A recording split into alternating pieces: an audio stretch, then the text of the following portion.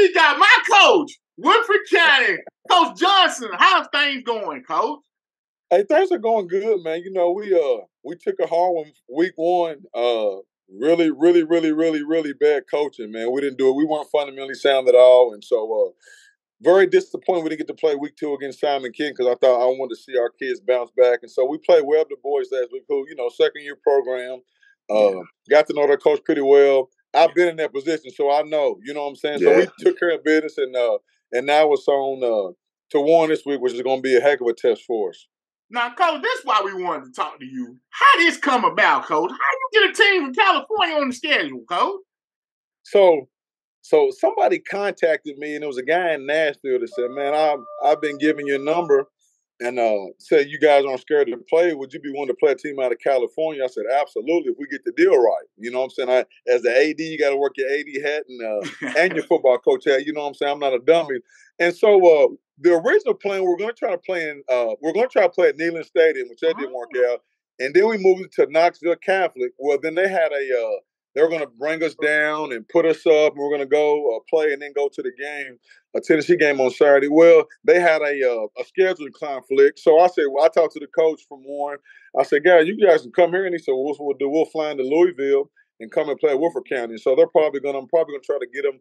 They're going to try to take a tour of UK and try to get them on the little horse tour in Versailles. And so great team, man. They got the quarterback, the little quarterback, the boy that went to Tennessee. His little brother's a quarterback now. And so got a heck of a team, man. And so it's going to be a daunting task, but I'm excited for our guys, man. One thing about us, I told them in the meeting today, I said, I kind of gave a story. I said, man, I've never been scared to play one. When back in my first 2 or 3 years, we were getting our butts kicked, but we played Highlands, Cub Cavs, Master, we were getting killed. So I was never been scared of it. And I think, one of the last things my father told me before he died, he said, "Man, your program's at a point now where you can go play. And if you, take some losses and learn from them, because ultimately you're trying to get to a championship." And so I told our guys, we played at week 12.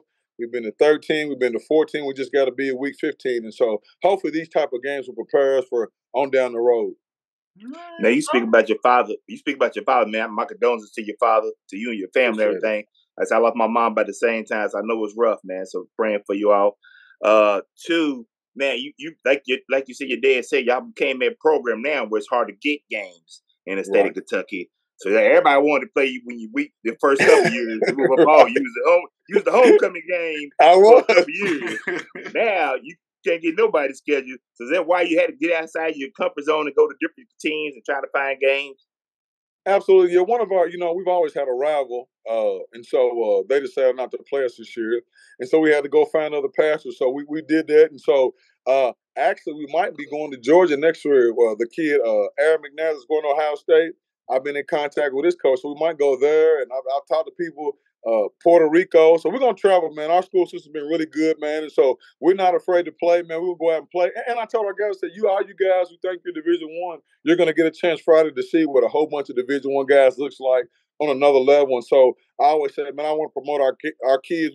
We have 3 or 4 coaches here Friday, which, they didn't stay too long, but they'll be back. I've talked to a few coaches who are going to come out, and guys from both teams. So I think you got to go out and play, man. You know what I'm saying? And so, and now it's a good test for our kids, good test for our coaching staff. And the coaching meeting yesterday, I said, man, it's good to see where we are, see where we're lacking. It's good to be the team you can beat, but what about a team that's just as good or better than you? How do you prepare as coaches? How do you get your team prepared to play? And so we're excited. We had a good practice this morning. We just got done. And so, guys go home and hang out and cook out, but we had a good. And I just told them, man, I'm excited. I said, you prepare for the game Monday through Thursday. Friday will take care of itself, and so they know it's different than last week. Last week we were able to just chill out, and they knew what was going on. But this week they know. They said you're gonna look at somebody on the other side line of scrimmage probably better than you. So what are you gonna do this week?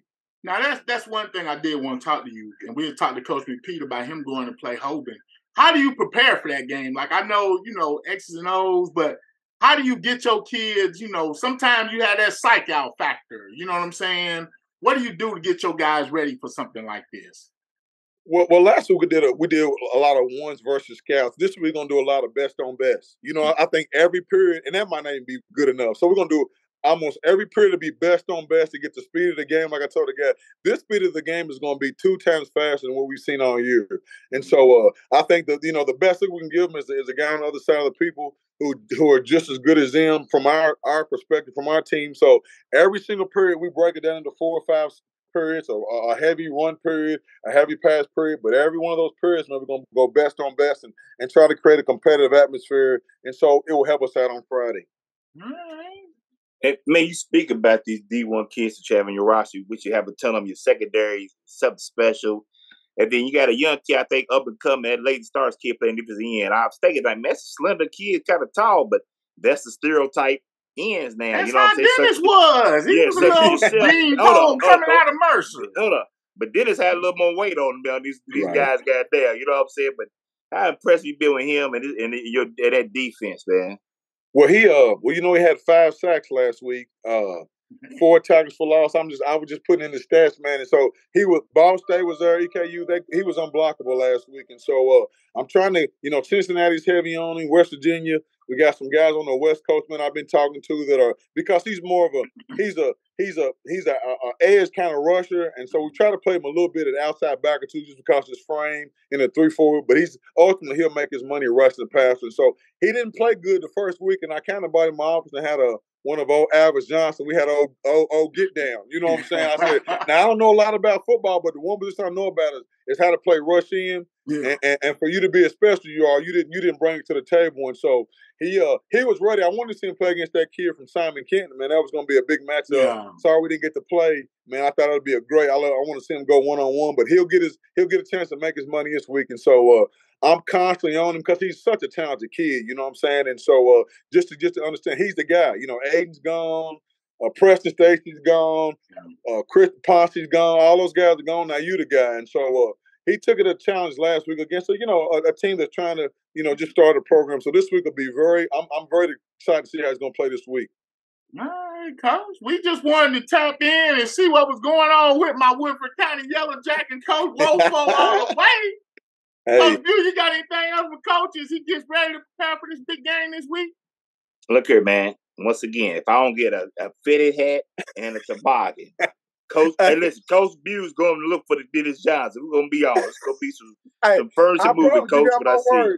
You got my word, and I got some 3, 4, 5X. I keep some big stuff in the tank. So just holler at me. I appreciate it, Coach. I feel better. We just wanted to check in with you, Coach. Like I say, sounds like things are going good. We wish you the best of luck. I'm pretty sure Coach Bew gonna pick against you, but don't let that bother you, Coach. Hey, we got to strive on, man. You know what I'm saying? 15 weeks is to go. Hey, yes, sir. All right, sir. Yes, sir. Yes, sir. All right, thanks, Coach. Yep, later.